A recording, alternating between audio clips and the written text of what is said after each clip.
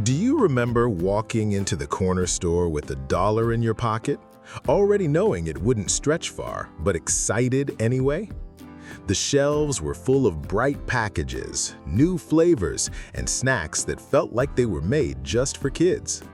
Some of those treats became classics, but others, well, they disappeared, leaving only the memory of what once was. Today, let's take a walk back through the 1970s and remember 10 discontinued American snacks that kids couldn't get enough of. Back in the space race days, kids wanted to eat like astronauts. Pillsbury gave them that chance with space food sticks.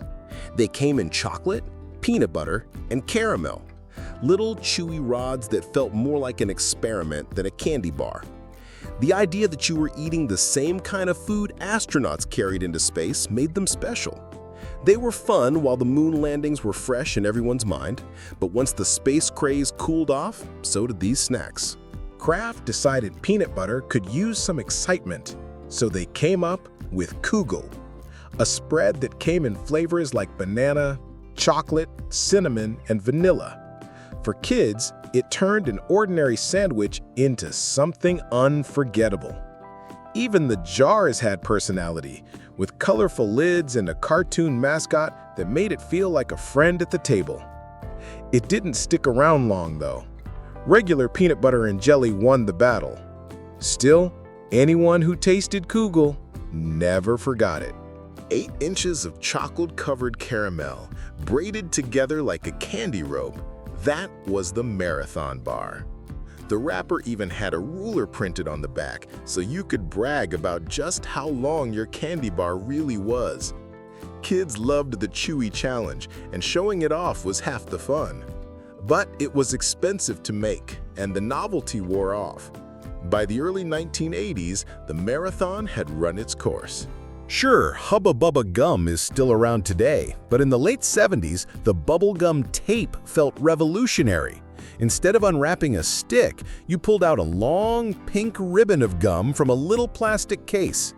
Kids loved deciding whether to tear off just a piece or unspool way too much at once. It was messy, it was fun, and it felt like treasure. Like many novelties, though, it faded as quickly as it arrived.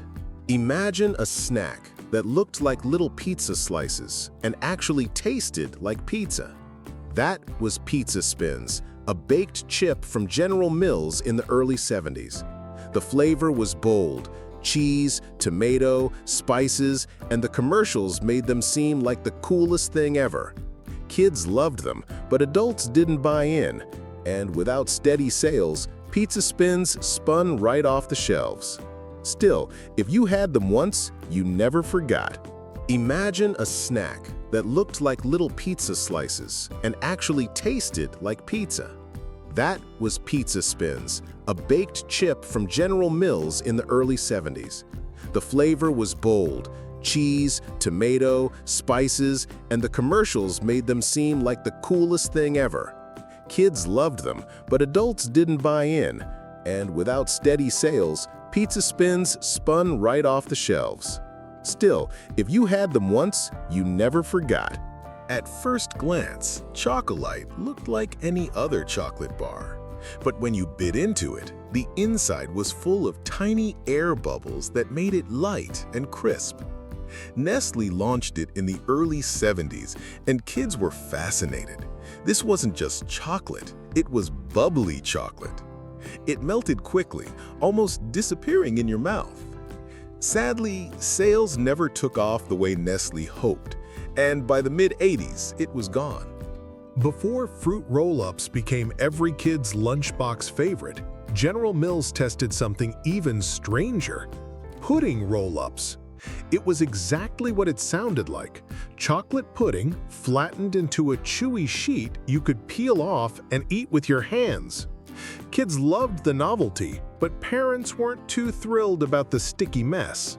They didn't last long, but they paved the way for fruit roll-ups, which became the true classic of the 80s.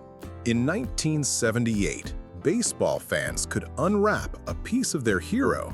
The Reggie bar, named after Yankee slugger Reggie Jackson, was a round chocolate bar filled with caramel and peanuts. At stadiums, fans even threw them onto the field after Reggie hit a home run. For kids, it felt like eating candy tied to history. But like a short season, the excitement didn't last. The bar was gone within a few years, leaving behind just the wrappers as souvenirs.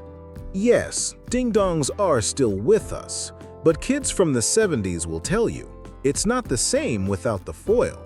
Back then, unwrapping that shiny silver package felt like opening a present at lunchtime. The crinkle of the foil, the smell of chocolate cake, it was all part of the experience. Hostess later switched to plastic for cost and convenience, but something about the magic was lost. Those little silver-wrapped cakes live on in memory. Wacky wafers were big, colorful candy discs about the size of a silver dollar. They came in bright fruit flavors and stacked neatly inside their package. Kids loved trading them, collecting them, or pretending they were play money. It wasn't just candy, it was candy you could play with. Eventually, they disappeared as candy aisles filled with competition, but anyone who had them still remembers the joy of holding a stack of sweet, oversized coins. These snacks remind us of a time when every trip to the corner store felt like an adventure, when candy and chips weren't just food, but little moments of joy. Some of them vanished quickly, others lasted a while, but all of them left behind sweet memories. So which one do you remember? Or maybe there's another long-lost snack from the 70s that you wish would make a comeback. Let us know in the comments. And if you enjoyed this trip down memory lane, don't forget to like, share, and subscribe. There are plenty more memories waiting just around the corner.